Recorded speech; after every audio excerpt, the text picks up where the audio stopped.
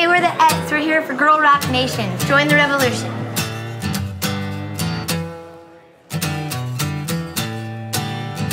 I was having a crisis, a life crisis, and I started playing the drums because I met her at a shop, and it was very therapeutic, and it kind of just took over my life. I went home for Thanksgiving, and I came back to Los Angeles.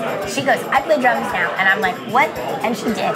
And like looking back at it now, it's just completely insane. I stopped what I was doing. I quit my job. I was just like, this is what I do now. You invented yourself. I started playing really young. I'm not a good talker, so as a songwriter, it's always been a better way for me to try to communicate. Music just kind of came naturally for me, so I was always a songwriter and a musician, and then when we met, it just worked because I wrote the songs and she made things happen, and it was fun. And that was the main thing, it's fun. I feel like I'm one of those songwriters where I don't write things, I just pick things out of the ether. So I just try to pay attention as much as I can, and then things become songs super fast. Most of the time it's pretty autobiographical. When you have those raw emotions and things, instead of hiding them or drugging them or running from them, writing about them seems to be the most effective way for me to survive. Is a skeleton. We've both been performers since we were little kids, so Yeah. Stage fright is not, like, I have social anxiety and I'm agoraphobic, which is a very funny profession to choose. So I think it's easier to play on stage sometimes than like say to sit down and talk and do this. I think. Because then you're there and you're performing and it's your expression and it's your honesty, and there doesn't have to be something where you're like, is this the right social cue that I'm picking up on? Is this right? You know, whatever.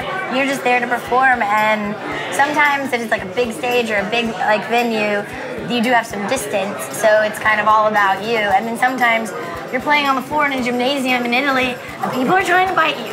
And that happens too. There's a thing about an instrument and it also being a weapon, and you feel protected. So I don't think either of us ever have stage fright. Most of the time, we're just excited to get up and play. You get nervous, anxiety before you go on, and I think that's a good thing. When that goes away, I'd be kind of sad. Yeah, because you use that. Yeah, I think I'd like that nervous energy. Yeah, we put that energy into the show, and then it just makes it that much more intense. You know, at least for us. Hopefully, it comes off that way.